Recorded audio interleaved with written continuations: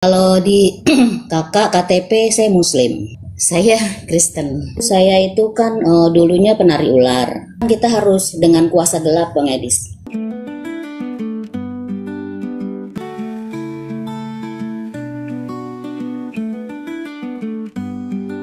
Selamat pagi menjelang siang ya, Bu Yunike. Ya, Bu Yunike ini Muslim atau Kristen? Saya kalau di kakak KTP saya Muslim. Di KTP Anda Muslim? Muslim. Di KTP Islam. Tetapi saya Kristen. kita harus tes dulu ini. Nggak bisa kita orang ngaku-ngaku. Oke, begini Bu. Kok bisa Anda di KTP Islam tetapi orangnya Kristen? Walaupun sebenarnya itu udah benar gitu loh. Yang Islam itu biar KTP-nya saja, orangnya jangan. Nah, coba silakan. Kenapa tuh Bang Edis? Kok bisa KTP Anda Islam tetapi orangnya bukan Islam? Karena kalau saya untuk mengganti data-data itu semuanya harus lengkap di kelurahan. Agak susah. Jadi saya pikir daripada saya prosesnya susah, lebih baik ya udah biar aja. Yang penting saya kan Kristen. Oke. Jadi anak-anak saya semua ada surat baptis semua, sedang mereka masih kecil-kecil. Tapi pernah jadi Islam? Pernah. Berapa Memang lama saya jadi orang dasar Islam? 40 tahun. 40 tahun. Waduh, lama sekali jadi orang Islam. Umur saya saja belum sampai. Oke, baik. Baik. Kalau Anda benar-benar pernah menjadi orang Islam selama 40 tahun, kira-kira untuk meyakinkan kita-kita ini yang menonton ini apa kira-kira? Ya mungkin kalau masih bacaan sholat sekedar ruku, sujud saya masih hafal ya Bang Edis. Silakan Bu, silakan Bu. Kayak ruku subhana rabbiyal azim 3 kali. Kalau untuk sujud kan subhana rabbiyal a'la. Terus? Itu untuk meyakinkan. Kedua saya juga masih paling surat-surat pendek, Al-Fatihah masih ingat. Jangan Al-Fatihah, Al-Fatihah terlalu lumrah. Coba jangan iya. Al-Fatihah. Bismillahirrahmanirrahim. Inna a'toinaka kausar fasholli li rabbika wanhar. Inna sani'aka huwal abtar. Sah ini muslim. Ya, walaupun muslimnya ya Ina. Oke. Kapan ini, bagaimana ceritanya nih kok bisa Anda Islam 40 tahun lalu meninggalkan agama Islam nih? Boleh dibagi-bagikan Bu ceritanya sama kita nih. Jadi ceritanya waktu itu saya itu kan dulunya penari ular. Terus sebagai penari ular, setelah itu saya juga suka sebagai SPG, suka ada event-event di Sentul, saya suka ikut-ikut. Nah sedang untuk itu semua kan kita harus dengan kuasa gelap Bang Edis. Oke. Jadi saya banyak dulu kayak penari ular, saya harus pawang ular masukin saya kan, patok ular terus di iniin. Adalah yang dimasukin biar ular itu takluk sama kita, jadi nggak matok. Kedua kalau untuk saya event-event di Sentul kita harus ada pemakai. Biar apa yang kita jual, apa yang kita tawarkan itu orang-orang di Sentul tuh tertarik, atau kayak saya di bengkel-bengkel, saya SPG oli gitu kan, semua orang jadi tertarik. Jadi saya memakai kuasa-kuasa gelap, entah itu dari bedak saya, dari nama saya dikasih ke minuman jadi kuasa gelap itu udah banyaklah di diri saya. Jadi waktu saya bertemu dengan suami saya kan orang Sulawesi Manado. Jadi dia Kristen, saya Islam. Tapi saya tanya dia mau ikut saya, jadi saya menikah itu dengan cara Muslim. Oh, Ibu dan Bapak menikahnya Muslim itu, Islam, menikah secara Islam. Jadi suami ikut saya. Oke. Secara Islam. Setelah sekian tahun saya lihat suami saya nggak menjalankan, misalnya sholat, bangun pagi lah, subuh dia nggak menjalankan itu semua. Jadi dia ikut Islam itu hanya untuk nikah saja. Nikah sama saya. Lama-lama saya pikir kok dia jadi nggak ada agamanya gitu kan. Akhirnya saya udahlah, terserah kalau dia nggak mau ikut saya. Padahal waktu itu saya wiritin dia, sholatin dia, puasain dia, maksudnya biar dia jadi Islam yang taat. Tapi akhirnya dia dibaptis tanpa pengetahuan saya, dia baptis ulang. Kan udah sebentar. Ya. Tapi bagaimana Anda sholat wirid sementara Anda tidak menjalankan agama Islam? Anda bilang tadi penari ular. Iya, walaupun saya penari ular, setelah jadi penari ular itu saya jadi seorang calon istri ustadz di kampung saya. Sejak saat itu saya jadi seorang Islam yang taat. Oh, udah bertaubat dulu ya? Saya ikut pesantren kilat, pengajian-pengajian, karena ustadz itu mendidik saya untuk jadi Islam yang taat. Jadi saya dulu tuh berkerudung dari ujung kaki sampai ujung kepala, jadi nggak mau ketemu orang kalau terbuka. Oh, ya. Terus? Jadi saya setelah jadi penari ular begitu memang Islam yang taat. Ketemu suami teman sekolah kebetulan dia, tapi dia Kristen. Tapi dia janji mau ikut saya dengan cara Muslim. Tapi setelah kita menikah, dia tidak menjalankan itu semua. Oke, sampai pada waktu dibaptis lagi tadi. Setelah dia dibaptis, lalu? Setelah dibaptis, akhirnya kita beda agama, Bang Edi, selama 8 tahun. Dia kembali ke Kristen, saya Muslim. Jadi sepertinya saya tuh membiarkan dia begitu, tapi saya juga mendoakan. Anak-anak saya 3. Saya sebentar, lalu bagaimana ceritanya mau jadi istri Ustadz? Oh, waktu itu sebelum ketemu suami saya, setelah jadi penari ular. Jadi penari ular, berarti setelah berhenti jadi penari ular, berhenti make magic begitu, lalu mau nikah dulu sama calon ustadz itu dulu. Tapi nggak jadi sama ustadz itu. Tapi nggak jadi. Oh, akhirnya malah jadi sama orang Kristen. Iya, jadi sama orang Kristen. Karena ustadz saya itu kelas saya 2 SMA ngajak saya nikah, tapi orang tua nggak boleh. Katanya kan nikah siri dulu aja. Orang tua nggak boleh karena masih sekolah. Oh, jadinya ustadz itu dia nikah lah sama teman saya. Gitu lulus, saya ketemu setelah udah puluhan tahun lah. Saya kalau dulu saya pernah juga sih nikah sebelum ketemu suami yang ini, saya nikah cara Islam dulu sama suami yang pertama. Oh, oke. Sampai akhirnya nikah yang sama orang Manado. Iya, sama orang Manado ini saya nikah. Akhirnya 8 tahun kami beda agama. Lalu? 8 tahun beda agama, saya penasaran gitu Bang Edis. Namanya satu kapal 2 nakoda. Akhirnya tidak ada kecocokan, ribut terang dan gelap ya. Terus. Tidak mungkin bersatu. Lalu? Akhirnya karena terjadi keributan terus, saya bertanyalah sama ada opa-opa. Saya bilang, opa kalau di Kristen itu ada nggak sih buat menundukkan hati suami? Saya bilang gitu. Kata si opa itu, ada di gereja sana tuh. Kebetulan namanya gerejanya kan waktu itu ikutlah saya di Cawang. Akhirnya saya datang, diajak sama si opa itu. Tapi saya datang itu, saya cuma penasaran aja. Kenapa suami saya udah puasain, sholat semua saya jalanin, kok suami saya nggak mau ikut saya, masih tetap bertahan sama keyakinan dia. Akhirnya saya ikutlah, penasaran saya ke gereja. Tapi di gereja itu saya seperti menantang jiwa saya. Saya masih yakin bahwa Tuhan yang saya sembah ini lebih hebat, lebih dahsyat dari Tuhannya orang Kristen. Saya mau menunjukkan itu sama suami saya. Akhirnya saya dibawalah ke gereja. Setiap ke gereja saya duduk paling belakang.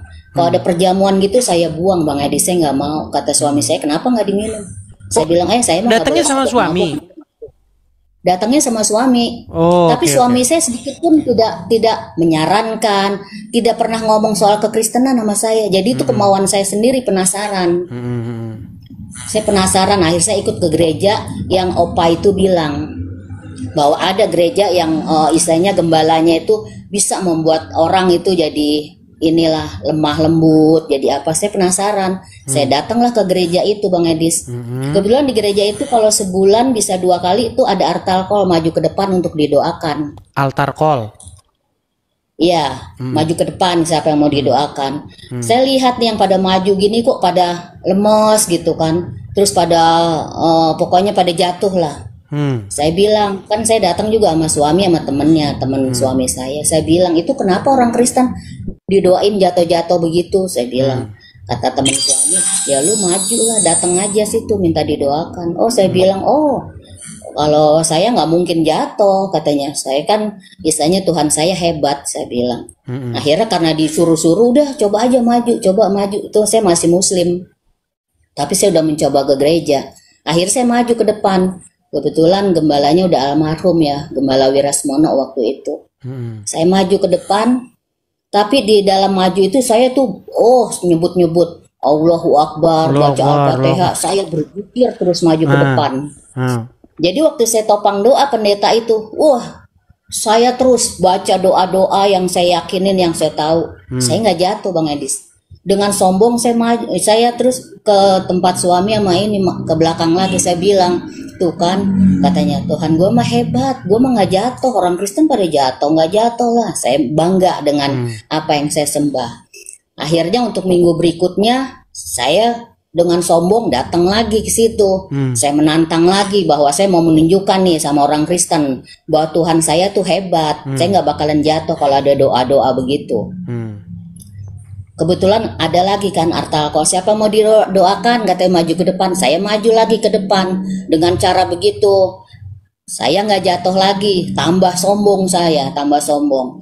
Minggu berikutnya saya datang lagi, didoakan. Di situ Bang Edi saya baru saya seperti badan saya ini tubuh nggak ada tulangnya Bang Edi. Saya baru jatuh di situ. Ke beberapa kalinya itu Bu? Ketiga kali Bang Edi. Ketiga kalinya ya, oke. Iya, saya manifestasi di situ Bang Edis. Jadi kuasa-kuasa yang jahat, yang kuasa gelap yang dulu saya pernah masukin ke badan saya, itu memberontak, dia melawan. Disitulah saya manifestasi, di situ saya digotong rame-rame, saya berteriak-teriak di situ. Jadi mereka tuh tahu bahwa saya tuh punya kuasa-kuasa gelap yang saya pegangan saya dulu.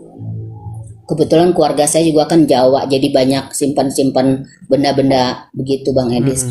Akhirnya setelah itu saya penasaran, saya bilang kok bisa jatuh ya, kemarin-kemarin nggak jatuh kan, saya bilang gitu.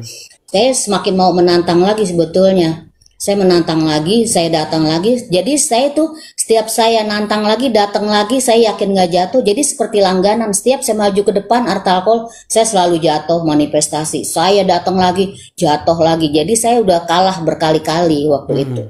Saya akhirnya rebah di situ lah, digotong rame-rame. Pentingnya ini Bang Adi, saya cuma mau ngasih tahu bahwa memang kalau orang-orang dari seberang untuk masuk ke dalam ini memang harus ada pembersihan dulu. Dibersihin jiwanya dari kuasa-kuasa gelap jahat, karena memang di ajaran saya dulu katanya kan ini putih ya, aliran putih. Jadi saya percaya karena yang bacain juga kan ustadz, kiai. Terus saya juga suka dikasih kayak sapu tangan, ada tulisan-tulisan Arab, simpen di dalam itu rumah. Ya? Iya gitu Bang Adis. Jadi saya banyak menyimpan hal-hal seperti itu. Jadi waktu itu setelah saya kalah begitu, suatu saat saya tuh Tuhan saya kebetulan sudah menyebutnya Tuhan Yesus Bang Edis. Jadi Tuhan Yesus itu datang, entah itu dalam mimpi saya ya, mungkin dalam mimpi atau bukan, dia tuh datang dalam mimpi saya, mendobrak pintu rumah saya suatu malam. Jadi waktu saya sedang nonton TV, jadi ini antara mimpi atau bukan ya. Jadi mungkin ya saya juga bingung, tapi sampai sekarang itu terekam benar-benar di dalam pikiran saya. Jadi waktu saya nonton bersama suami saya, nonton TV di ruang tamu, suami saya tidur sambil nonton TV. Jadi Tuhan Yesus itu datang mendobrak pintu saya dengan suara yang keras. Saya akhirnya nempel ke tembok. Itu sinarnya terang sekali, terang banget pokoknya. Menyinari rumah saya. Saya terkejut kan, kaget, nempel di tembok sambil saya, aduh ada apa nih? Setelah itu ada suatu sinar, sinarnya seperti sinar laser itu, dia menyinari suami saya. Jadi suami saya tiduran gitu, tapi ada kotak gitu, mengotak, bikin kotak begitu. Setelah itu datang lagi sinar warna merah, kayak sinar laser begitu. Di atas warna putih itu dia menyinari nginin kotakin suami saya. Pas ketiganya itu Tuhan Yesus itu di atas sinar itu jalan menghampiri saya. Setelah itu saya udah lupa. Saya seperti udah kok siapa gitu. Tuhan Yesus datang itu berjubah putih. Berjubah putih luar biasa Bang Edis. Itu pengalaman spiritual yang gak pernah saya lupain. Tuhan Yesus menjamah saya dari kekerasan hati saya. Saya menundukkan diri saya di bawah kaki Tuhan Yesus, bawa saya ingin menyerahkan hidup saya sepenuhnya kepada Tuhan Yesus. Akhirnya saya 2 hari berturut-turut didatengin dengan mimpi-mimpi itu, Bang Edis. Jadi saya nggak bisa tidur karena setiap saya bangun mimpi itu lagi, mimpi itu lagi. Akhirnya saya bercerita sama suami saya, "Pak, kenapa ya kok setiap tidur mimpinya datangnya itu lagi, itu lagi?" Karena suami saya nggak mau ngasih keterangan sama saya, mungkin dia takut saya nggak percaya atau gimana. Dia panggil temennya yang sekolah di teologi. Saya disitulah curhat, ibarat kenapa ya kok nggak bisa tidur nih. Setiap datang mimpinya itu lagi, itu lagi. Jadi seperti ada yang mendobrak rumah datang itu lagi. Akhirnya dia bilang, "Oh berarti mau dijamah itu," katanya sama Tuhan Yesus. "Lu mau dijamah, mau dipilih jadi anaknya." Seperti itu. Saya kan nggak bisa bilang apa-apa, saya cuma diam. "Apa iya ya?" saya bilang. "Apa iya?" Sejak saat itu saya jadi bertanya-tanya dalam hati saya, "Apa iya saya mau masuk Kristen gitu ya, dipilih Tuhan," katanya begitu. Keesokan harinya saya datang lagi gereja. Minggu berikutnya setelah kejadian itu, kejadian kan Kamis atau Jumat gitu, saya datang lagi gereja. Saya datang gereja, di atas mimbar pas sudah selesai, gembalanya bilang begini, "Oh iya, saya dapat dari Roh Kudus ini bahwa besok hari Selasa, saya kebetulan suami saya namanya Maksi." Saya bilang, dipanggilnya ibu kan, "Bu Maksi harus dibaptis," gitu. Kalau sebelum-sebelumnya pendetanya, gembalanya kan bilang, "Bu mau dibaptis nggak?" "Oh maaf Pak, saya enggak."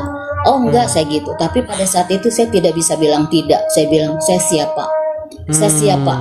Dari hati nurani saya paling dalam, saya siap. Akhirnya saya disalamin sama gembalanya. Suami saya udah keluar duluan. Saya bilang, "Pak, Mama mau dibaptis," katanya harus lah. Suami saya kaget, "Hah? Mau dibaptis? Emang mau?" "Mau," kata saya mau dibaptis gitu. Jadinya saya sudah mengiyakan bahwa saya mau dibaptis pada hari Selasa waktu itu. Jadi waktu mau dibaptis itu kuasa-kuasa kegelapan yang ada dalam diri saya mungkin sebelumnya harus dilepas dulu, Bang Adis, tapi ini langsung dibaptis. Jadi waktu dibaptis itu banyak kuasa-kuasa gelap itu yang menghalang-halangi saya untuk berangkat ke tempat baptis. Sampai kadang-kadang suami saya lihat juga dipakai untuk menghalangi juga kan saya. Jadi menghambat perjalanan saya, entah itu melalui hujan, petir, atau segala macamnya itu menghambat saya. Sampai suami saya bilang, "Kayaknya baptisnya nanti aja, jangan sekarang." Tapi dengan hati saya yang udah kuat, saya bilang saya harus dibaptis hari ini. Saya begitu. Akhirnya pada saat itu sampailah saya di rumah Bapak Gembalanya itu pun hujannya luar biasa dan petir semua. Akhirnya pihak kolam renang bilang tidak bisa ada baptis di situ karena takut tersambar petir. Akhirnya karena sudah malam, akhirnya ada salah seorang jemaat yang bilang di rumahnya ada kolam renang.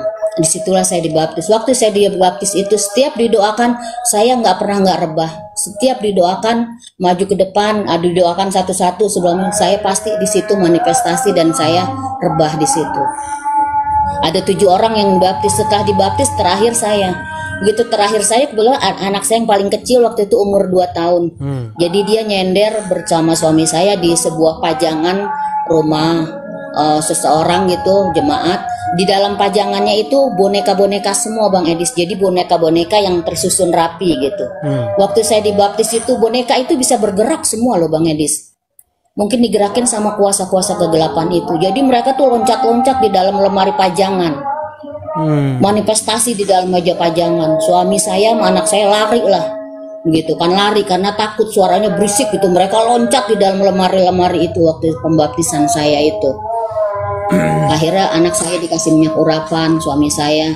Setelah saya selesai itu bergerak-bergeraknya, saya selesai dibaptis. Jadi waktu saya selesai dibaptis itu juga banyak kejadian-kejadian yang mungkin di luar akal manusia, kejadian-kejadian yang luar biasa yang Tuhan tunjukkan sama saya.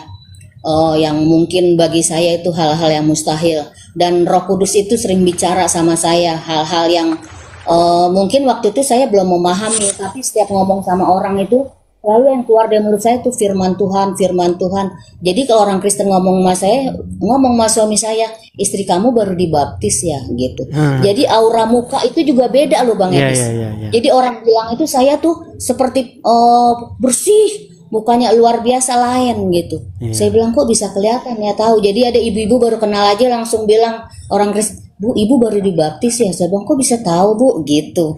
Bisa tahu. Jadi mereka tuh tahu bahwa saya baru dibaptis. Iya. Begitu banyak orang yang artinya singkat cerita perjalanan hidup ibu dari Muslim kemudian akhirnya mengenal kebenaran begitu. Jadi memang yang ingin ibu sampaikan kepada saya bahwa orang-orang yang bebal-bebal yang sering saya ajak diskusi, yang sering ibu lihat ini, memang mereka itu punya roh atau kuasa yang harus diusir dulu gitu ya. Iya, harus dibersihkan dulu Bang Edis. Jadi kalau kita untuk menjadi anak-anak Tuhan, memang tubuh badan kita ini harus bersih. Karena ini kan kita bait Elohim, bait Tuhan. Jadi Tuhan juga nggak mau masuk kalau kita masih ada kuasa gelap di dalam badan saya. Saya melakukan pelepasan sampai 3 kali baru keluar Bang Edis. Jadi itu berbentuk, saya ketawa kayak kuntilanak, berbentuk nenek-nenek, berbentuk ular, banyak di dalam badan saya itu Bang Edis. Waktu saya pelepasan sampai 3 kali itu. Jadi kalau saya dulu belum pelepasan, setiap nyanyi rohani itu saya pasti manifestasi. Tapi setelah saya dilepaskan itu semua, itu waktu kita nyanyi pujian, menyembah Tuhan, itu benar-benar itu merasuk di hati saya. Benar-benar saya tuh air mata itu nggak bisa dibendung, ngalir luar biasa, nangis jadi-jadinya kalau nyanyi lagu rohani itu. Beda sama waktu saya belum dibaptis itu. Jadi ada penolakan, roh-roh penolakan di dalam badan saya. Jadi itu yang membuat saya di mulut, karena kan saya SPG ya. Jadi mungkin di mulut saya biar pinter ngomong, biar orang percaya. Jadi dipakein suatu jimat-jimat lah gitu. Jadi waktu saya nyanyi pujiannya itu jadi nyeracau saya begitu Bang Edis. Jadi lagunya itu nggak jelas karena mereka menolak untuk menyanyi pujian. Memuji Tuhan itu mereka nggak mau. Tapi saya bersyukur puji Tuhan sekarang kuasa gelap itu udah lepas bener-bener dari badan saya. Jadi emang udah ada Roh Kudus badan saya. Jadi saya bener-bener gimana ya, mau menyerahkan hidup saya lah sepenuhnya untuk Yesua Hamasia saya sembah. Jadi saya dulu itu hidup saya seperti sia-sia Bang Edis. Sia-sia yang saya lakukan dulu semuanya, nggak ada artinya. Saya percaya kuasa-kuasa jahat, kuasa-kuasa kegelapan. Jadi bagi saya mungkin ya sebagai murtadin, untuk orang-orang yang dari seberang memang perlu ada pelepasan dulu Bang Edis. Karena biar bagaimanapun kita jadi begini saja udah dimasukin itu kan Bang Edis. Baik. Jadi memang kita harus saling melengkapi ya teman-teman ya. Kalau saya ini cenderung dalam kajian-kajian yang bersifat akademis, diskusi-diskusi ilmiah begitu ya. Tapi ada juga yang pelayanannya dalam rupa dunia-dunia roh begitu ya. Kita sebagai orang Kristen kita percaya itu karena dalam Bible Yesus itu Tuhan Yesus mengusir orang-orang yang kerasukan setan begitu. Jadi ya memang seperti itu. Jadi karena memang kita percaya bahwa ada roh yang menguasai seseorang, ada kuasa yang menguasai seseorang. Nah, ini kalau dalam sudut pandang saya ya, tanpa mengutip masa lalu dari Ibu gini.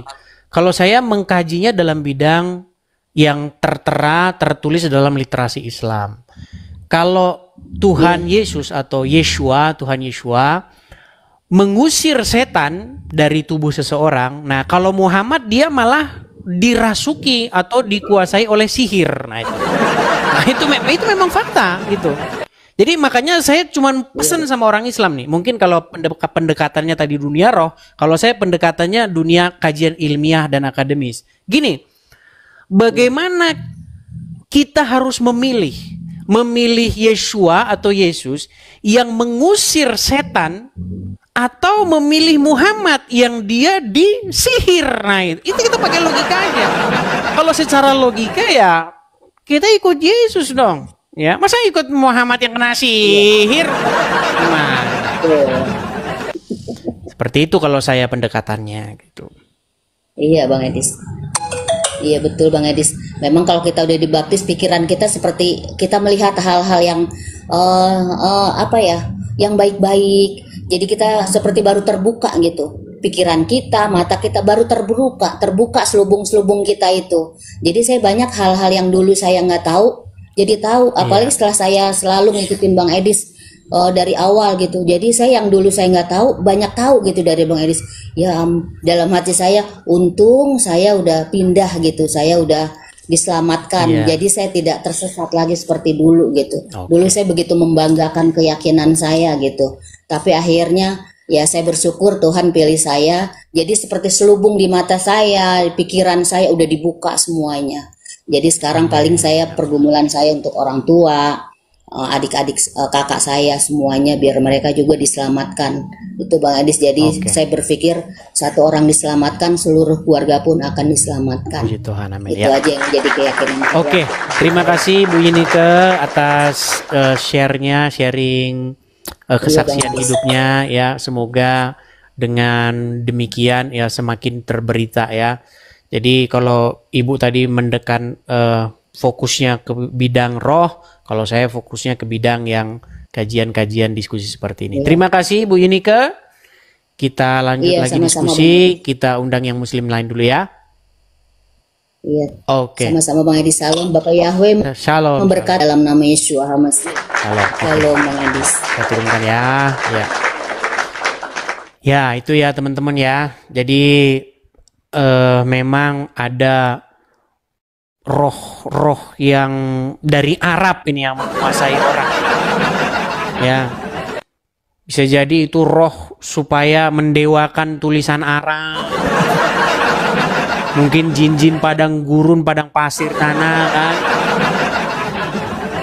Karena Muhammad sendiri ngomong gitu. Muhammad bilang bahwa orang Islam itu kalau tidur di hidungnya itu ada setan. Nah itu beneran.